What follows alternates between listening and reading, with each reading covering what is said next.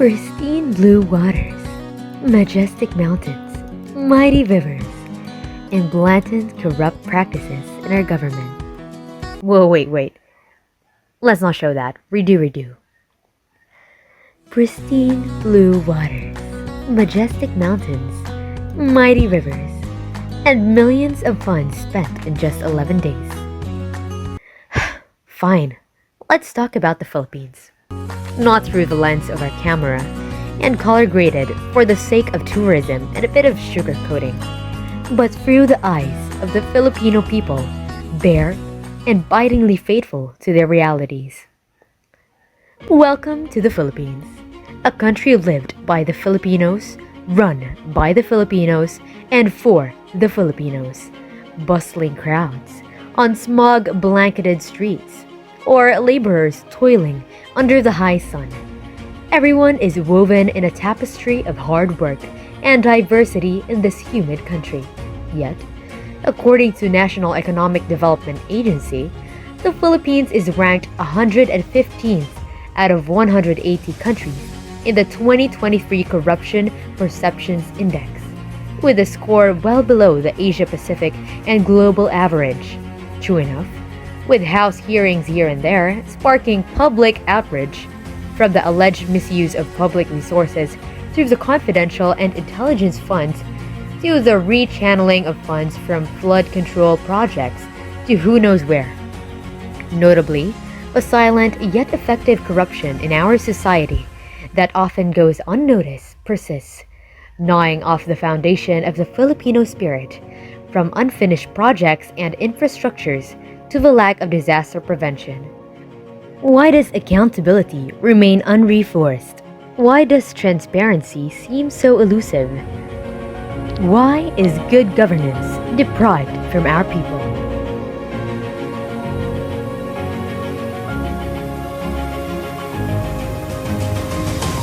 Good afternoon, everyone. Today we are here at the scholarship office, and with me is Miss. Hi, Miss Anne. Hello! Althea, 21, and I'm a working student here at Caliluna. Ariana Miles Batislaong, 21 years of age and currently a third-year student. Jeronimo Badilles. Ga upra ko di sa sa Mahanap Plaza Baclaran. Arsinia Chaneros ang siyudad ng Silay.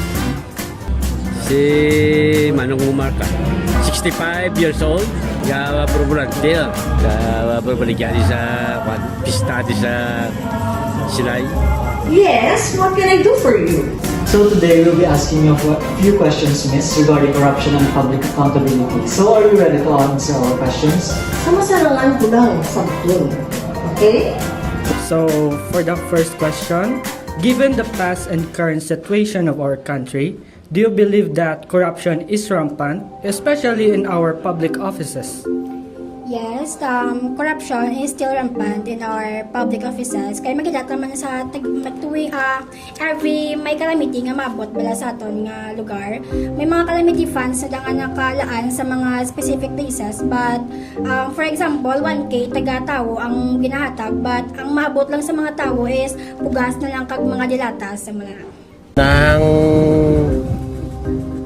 hindi lang ko sir kung nang may ang corruption sa sa opisina. Hindi lang ko sure, hindi lang ko sigurado. Well, as we know, it's very obvious. Makita ko man nga there's corruption. Makita mo nga may mga buildings or mga infrastructure na wala pa natapos. So, di inagkato ang kwarta. Okay? So, makahambagi ko yan na there's corruption. So, sa Silaya, wala man po may na nga corruption. Kaya tanan din nga mga nagaguluwa nga mga kwarta, ginabutang ina sa project, kag makita man nga tag sa mga tao. Labi na kon pareha na magpagawa mo ni abing project sang city, may eskwelahan na. Ang yan na sang police, headquarters. Ang mga project di isang parte pang gobyerno ni Mayor Gallego, hayag na iya sa tao. Ang pagbulig sa mga tao nga pigado, mga help desk, mga gagmay na nga project, arak. Wala di sa may ginalikom ang mayor, ang tanan pabalo sa mga tao. For the second question, do you feel there's enough transparency in how the government manages and spends the money of the taxpayers? Why or why not? I think there is not enough transparency when it comes to the taxpayers' money because here in the Philippines, budget breakdowns should be accessible to the public. However, that is still an issue because it is not accessible to the public and there are a lot of ghost projects that are, still rampant here in the Philippines. Yes, ang transparency na ang hinahambal is a big secret for sa mga services na. Kung mga transparency na, nga humana ka na ang mga projects na. Pero diin na kadtugid bala ang kwarta sa mga taxpayers. Either sa bulsa, lisin o kagakadto sa diin. So that's the big question. Ikaw ay magapati nga transparent sila ay akuya, hindi yung kapati na very transparent sila. May tinatago na sila. At that's what we're going to find out. Ang masabat ko siguro, makita mo man ang iba yung project, siyempre kinabal mo na sa sa Pumuluyo. Pero may ara ka project nga way gidya mga ginbulsa, amo na bala, ginpalapaw. Sa amon nga uli nga pamangkot, sa imo paginsyende, ang komunidad ayhan o ang mga tao tadi ng kabalo ayhan sila nga may arak korupsyon sa Pilipinas, kaglabi na gid sa gobyerno bisan nga nahibaloan nila o kung wala nila nabalaan. Of course, people are still complacent even though corruption is a problem here in the Philippines because they are still supporting politicians who have background in corruption just because they have this idea in mind that these politicians will give them a brighter future. Of course not, but as a voter, part of this community, we have the right to choose the right leaders for every elections. May ang tao, hindi makaisin yung tanan nga kabalo mo. Damo yan sa tao, kapag sabi kung party na binabukid, layo sa syudad, tiway niya kabalo sa palakat sa syudad. Amo na bala.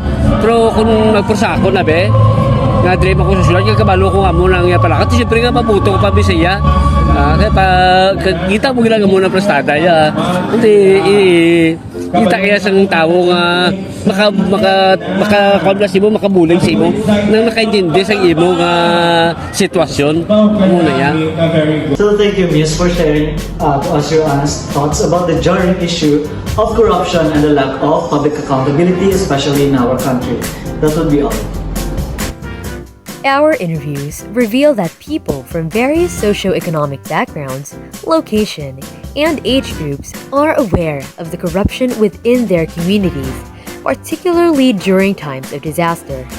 All in all, respondents demonstrate a strong sense of civic responsibility by closely observing government actions, a critical trait that supports democratic values and helps ensure that aid reaches those in need.